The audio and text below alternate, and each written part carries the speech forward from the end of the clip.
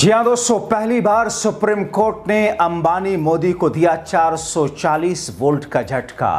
पहली बार नायडू, जयंत और एनडीए के कई सांसदों ने पूछ लिए सीधे सवाल। वो स्वागत है आप सभी का। आप देख रहे हैं द राजनीति का विशेष सेगमेंट खबर और विश्लेषण। मैं हूं जबार खान। तो क्या दोस्तों वाकई मोदी और अंबानी की पर्दे के पीछे की जो कहानी है उसकी भनक सुप्रीम कोर्ट को भी हो चुकी है? क्या अभी तक जो अडानी और मोदी की दोस्ती और उनकी पर्दे के पीछे की कहानियां आप सुनते आए थे, उससे इतर अंबानी और मोदी के साथ भी वैसी स्थिति है? मगर सुप्रीम कोर्ट ने कौन सा हंटर चलाया, 440 वोल्ट का झटका दिया, जिसे कहा जा रहा है कि पहली बार मोदी और अंबानी के साथ ऐसा हुआ और पहली बार एनडीए के नेता सवाल भी पूछ रहे हैं। विस्तार से सब कुछ बताते हैं दोस्तों। ये मामला जुड़ा है अंबानी के वंतारा चिड़ियाघर से। रिलायंस का वंतारा चिड़ियाघर 200 सवालों के जवाब क्या दे पाएगा? वंतारा पर लगे आरोपों की जांच के लिए सुप्रीम कोर्ट ने स्पेशल इन्वेस्टिगेशन टीम बनाई। उसने वंतारा के खिलाफ जांच के लिए एनिमल रेस्क्यू और रिहैबिलिटेशन सेंटर के मैनेजमेंट को लेकर के सवाल की सूची तैयार कर ली है।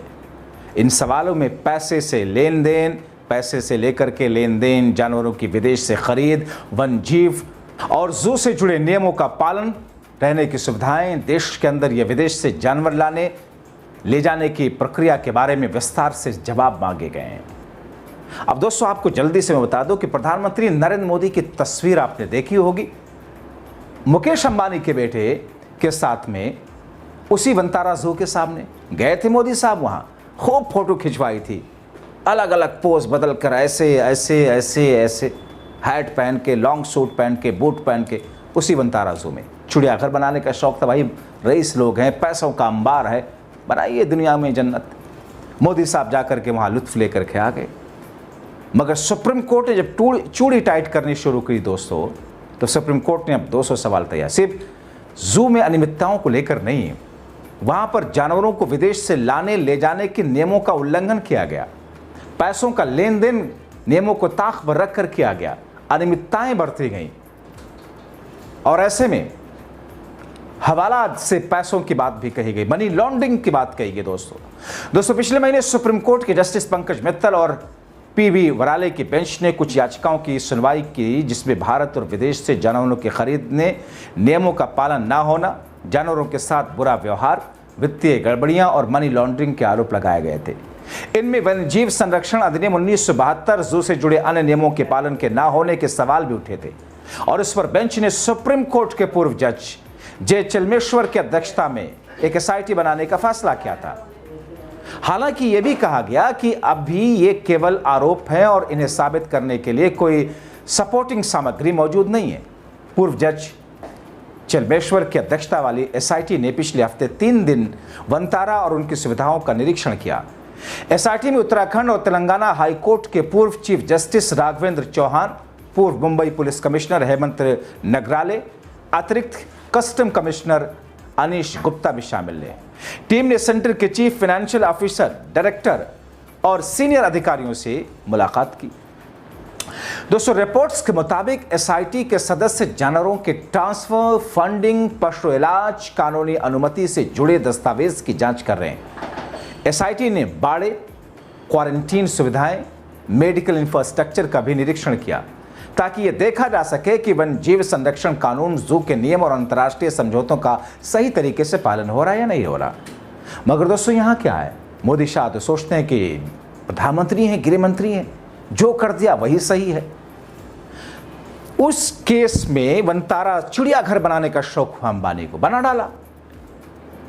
पैमान जो नियम थे उनका पालन ही नहीं किया। सुप्रीम कोर्ट में इसीलिए मामला आया और वहां जाकर के मोदी साहब ने वहां जाकर के सब कुछ एक तरीके से सहमति दे दी लोगों में कि हाँ साहब ये ठीक है। दोस्तों एसआईटी ने इस जांच में मदद के लिए 16 और अन्य एजेंसियों को भी शामिल किया। केंद्रीय जांच ब्यूरो सीबीआई है, ईडी है, वन्यजीव अपराध नियंत्रण ब्यूरो है, राजस्व खुफिया निदेशालय, कस्टम, गुजरात पुलिस शामिल है। साथ ही त्रिपुरा, अरुणाचल प्रदेश, असम के वन और वन्यजीव विभाग के अधिकारियों को भी इसमें बुलाया गया ताकि ये जांच की जा सके। दोस्तों एसआईटी अधिकारियों ने यह भी बताया कि एसआईटी जानवरों के अंतर्राष्ट्रीय ट्रांसफर की भी जांच करेगी। एसआईटी का मकसद है दस्तावेजों के साथ साथ सही जवाब मांगना, और टीम ने यह भी साफ किया कि जब वंतारा सवाल के जवाब में दावे पेश करेगा तो दावे फिर से उनकी जांच होगी। अब इस मामले पर वंतारा के प्रवक्ता क्या कहते हैं? वे कहते हैं कि साहब, हम तो सम्मानपूर्वक मानते हैं कि सुप्रीम कोर्ट का आदेश सर्वोच्च है, मानना पड़ेगा, कोई एहसान थोड़ी कर रहे हैं आप। वंतारा पारदर्शिता, सहानुभूति और कानून का पूरी तरीके से पालन करने के लिए प्रतिबद्ध रहा है। वंतारा के प्रवक्ता कहते हैं कि हमारा मिशन और ध्यान हमेशा जानवरों के बचाव, पुनर्वास, देखभाल पर है। हम स्पेशल इन्वेस्टिगेशन टीम के साथ पूरा सहयोग करेंगे और अपना काम ईमानदारी से जारी रखेंगे। हमेशा जानवरों की भलाई को हमारी सभी कोशिशों के केंद्र में रखते हुए हम अनुरोध करते हैं कि इस प्रक्रिया को बिना अटकलों के और जानवरों के हित में पूरा होने दिया जाए, जिसकी हम देखभाल करते हैं। दरअसल दोस्तों, अगस्त की शुरुआत में ही महाराष्ट्र के कोल्हापुर में लोग वंतारा और रिलायंस जियो के खिलाफ सड़कों पर उतरे थे। बड़े स्तर पर विरोध प्रदर्शन हुआ था, खूब हंगामा हुआ, मगर सरकार टस से मस नहीं हुई महाराष्ट्र की। मुकेश अंबानी जी, जो कि साहब जाहिर तौर पर खरबोपति हैं, दुनिया के दो सबसे बड़े उद्योगपति में अडानी और अंबानी ही हैं। मोदी साहब का संरक्षण हासिल है, तो फिर उनके लिए किस बात का डर? सड़कों पर लोग उतरे, लाठियां खाई, विरोध करते रहे, कुछ नहीं हुआ। स्थानीय लोगों ने एक बड़े मौन रैली भी निकाली, ये सब हुआ और उसके बाद कोई एक्शन नहीं हुआ। दरअसल जिस हिसाब से महादेवी यानी कि एक हथनी महादेवी के लिए बॉम्बे हाई कोर्ट के आदेश पर वंतारा चिड़ियाघर और रिहैबिलिटेशन सेंटर उसे भेजा गया, महादेवी को वहां पर जाना रास नहीं आया, बीमार रही। लोग गुस्से में आए क्योंकि महादेवी को कोल्हापुर में लोग मानते बहुत हैं, किसी देवी की तरह। महादेवी को वापस कोल्हापुर लाने के लिए आंदोलन शुरू हो गया। इस मौन मार्च का नेतृत्व पूर्व सांसद, स्वाभिमानी किसान संगठन के नेता राजू शेट्टी कर रहे थे। इस आंदोलन के दौरान ही कोल्हापुर के करीब 1.5 लाख लोगों ने अपना नंबर जियो से दूसरी कंपनी में पोर्ट करा लिया था। अब जब वंतारा की जांच का आश्वासन दिया जा रहा है तो लोगों को बहुत उम्मीद है कि वंतारा में रखे गए जानवरों के साथ में न्याय होगा। मगर दोस्तों, बहुत सारे लोग ये कह रहे हैं कि दरअसल वंतारा इतने बड़े उद्योगपति से जुड़ा हुआ मामला है, मुकेश अंबानी से जुड़ा हुआ मामला है, प्रधानमंत्री मोदी के खास से जुड़ा हुआ मामला है। खुद प्रधानमंत्री नरेंद्र मोदी ने वहां पर जाकर के उसको एक तरीके से वैलिडेट किया था। ठीक वैसे ही कि जब पेटीएम भारत में आ रहा था तो प्रधानमंत्री नरेंद्र मोदी की फोटो उस पेटीएम के ऐड पर लगी थी। जियो जब भारत में ला रहे थे अंबानी साहब, तो प्रधानमंत्री मोदी की फोटो लगाया था उन्होंने। गजब है एडवर्टीजमेंट का बिजनेस के लिए। तो जैसे मोदी साहब पूछते थे दूसरे विरोधी पार्टियों से कि साहब कट मनी आता है सरकारों को, तो यहाँ भी कोई पूछ सकता है कि आप पेटीएम के ब्रांड एम्बेसडर एक तरीके से बने थे, कितना कट मनी आया? जियो के ब्रांड एम्बेसडर एक तरीके से बने तो कितना कट मनी आया?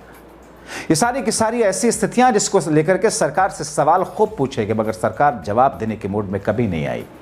और अब जबकि सुप्रीम कोर्ट में फिर भी ऐसा बिहेव कर रही है सरकार, ऐसा बिहेव कर रहे हैं अंबानी से जुड़े हुए लोग, मानो वो तो एकदम कोई संत हो, उनसे तो गलती होना संभव ही नहीं है।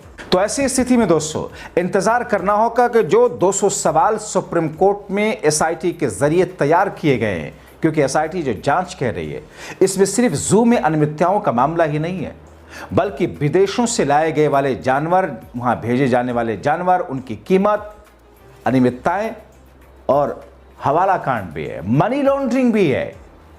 अब तक किसी दूसरे के साथ का जुड़ा हुआ मामला होता मनी लॉन्ड्रिंग का, तब तक न जाने क्या हो चुका होता दोस्तों। मगर यहां पर ऐसा कुछ नहीं है, यहां सब कुछ स्मूथ चल रहा है। इसीलिए सबकी निगाहें सुप्रीम कोर्ट की तरफ हैं कि सुप्रीम कोर्ट इस पूरे मामले में अंतिम निर्णय देता क्या है। फिलहाल आप क्या सोचते हैं, अपनी राय कमेंट बॉक्स में जरूर लिखें। अभी के लिए इतना ही। आप सभी का अंत तक वीडियो देखने के लिए शुक्रिया।